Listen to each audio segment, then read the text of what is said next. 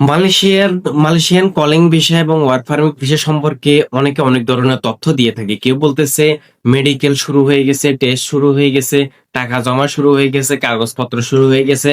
আসলে বর্তমানে আপনাদেরকে যে সত্যটা আমি তুলে ধরছি, আসলে বর্তমানে এখন থেকে আজকে 2025 সালের 2 নভেম্বর 2 নভেম্বর আজকের আপডেট হচ্ছে, এখন পর্যন্ত এরকম কোনো কিছু শুরু হয় নাই।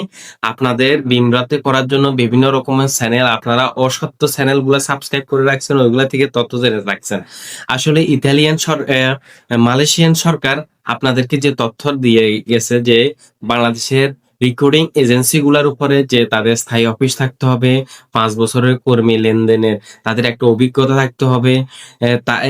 এরকম যে আপডেটটা তারা সবে মাত্র প্রকাশ করছে, এগুলো আপনাদের সামনে মাত্র সর্বপ্রথম যে তাদের সরকার আবেদন করার জন্য যে এই শর্তগুলো দিয়ে গেছে, এই শর্তগুলো আসলে 7 নভেম্বরের ভিতরে জমা দিলে তারপর হয়তো তারা নতুন কোনো আপডেট দিয়ে থাকবে। আপডেট দেওয়া মাত্র আমাদের চ্যানেল তো আছেই, আমরা আসলে আপনাদেরকে সঠিক তথ্যটা দিয়ে থাকবো।